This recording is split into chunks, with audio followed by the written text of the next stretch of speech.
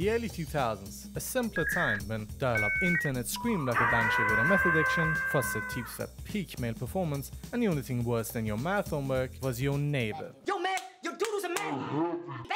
What the fuck, man? Anyhow, we're not just talking about any neighbor. No, we are talking Mr. Rottweiler, a man who looked like he was genetically engineered in a lab to be the final boss of suburban passive aggression.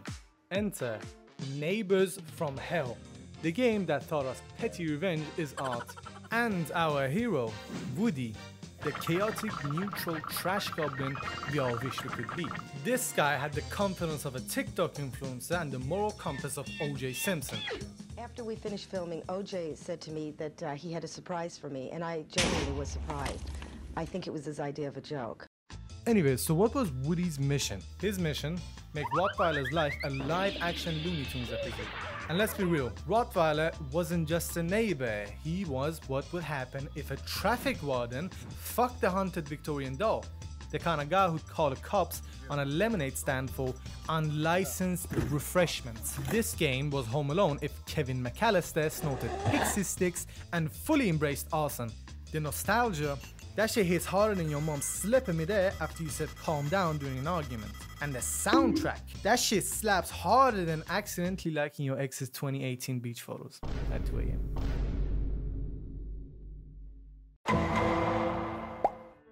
Objectively speaking, Neighbours from Hell represents the pinnacle of interactive schadenfreude studies. Our control group, one Woody, a clinical himbo with the strategic foresight of a golden retriever chasing fireworks.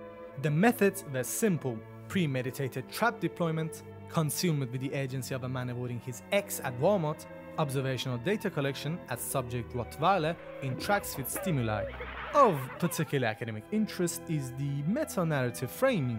Woody wasn't merely acting, he was performing for an audience, anticipating reality television's cultural impact by, okay, fuck this man made exploding toilets funny. So game design, absolute cinema. But let's be real, Woody wasn't just pranking, he was manufacturing content before content even had a name. This game didn't just predict reality TV, it blueprinted how to monetize human suffering. And the scoring system, a fucking masterclass in psychological warfare. For the time. Let's not pretend we are innocent. There's a deeply fucked up part of all of us that cackles when a grown man yeets himself into a pool because someone greased the diving board. This game just gave it a controller. But let's get one thing straight. Woody didn't invent petty, he perfected it. If you don't count 50 Cent, of course. He's in jail, just let it go, bro. Anyways, the first season, when Woody's crimes were almost cute. A whoopsie cushion here, a banana peel there, maybe a lightly collapsing sofa on a man's spine. You know, kindergarten level shit. But then, the devs unlocked their inner demon. Suddenly, you're not just pranking, you're creating a museum of human suffering. Exhibit A, the happy birthday fuckface cake and Molotov cocktail disguised as a dessert. Exhibit B, the beehive pinata because bees plus rage comedy gold. Exhibit C, setting him on fire on 3 separate occasions because what the fuck not. And let's not forget the fish prank, a biblical act of violence where a trout inflates like a balloon and bites the living shit out of the neighbor. Marine biologists still don't know if the fish was real or a metaphor for capitalism. Sorry for interrupting your video, but I have to mention that a sub for a small creator like me would massively help and motivate me. Plus the other things, the likes, comments and such. Thank you. All jokes aside, the gameplay is actually pretty fun, especially for a game this old. That being said, most of the footage you're seeing is from the new remastered version, mainly because it runs smoother on my modern setup. There isn't a massive difference between the original and the remastered version, aside from the game looking fresher, obviously, and the rating system being changed. Instead of giving you a percentage score, it now gives you coins, and each coin represents a unique prank that you pull during the mission. One thing I should mention is that some of the pranks are kinda repetitive and like filler material for each episode. Though to be fair, there's no single prank that's used in every mission, at least not in the remastered version. And to the game's credit, the deeper you go, the more complex the pranks get. You have to time everything perfectly so one prank leads directly into the next for the maximum score. For example, if you mess with the food, the neighbor gets an upset stomach, which makes him rush to the bathroom. Now, Depending on the mission, you can set up different traps in the toilet to really ruin his day and stack up your prank score. Sometimes to pull off a prank, you need to distract him, like using the dog whistle to make the dog bark, which sends the neighbor running to calm it down. That gives you just enough time to set up your traps. Speaking of the dog, there's also a sneaking mechanic that comes into play when there's a pet in a certain room. You need to move carefully to avoid getting caught. Anyways, thanks for watching my technical analysis of the gameplay. Back to the shitposting. But here's a real evil genius. The game trained you. Started small or just a little soap on the floor. That escalated until you deadass risking the dude's life by putting poison in his food. Like, come on. I know the dude's bad, but Jesus. Anyways, let's talk about why he fucking deserved it. Let's address the elephant in the room, Rottweiler. A man so aggressively punchable, the game literally gives you tools to do it.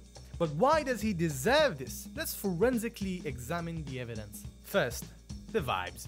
This man oozes "I will call the cops if your ball touches my lawn." His face alone violates noise ordinance. And that house, ooh, well, it's kind of fucking soulless. Dude has a single couch in his living room, a single bed in his room, and the rest of the house follows the same principle. I mean, the dude screams, "I hate fun." And it is kind of sad, to be honest.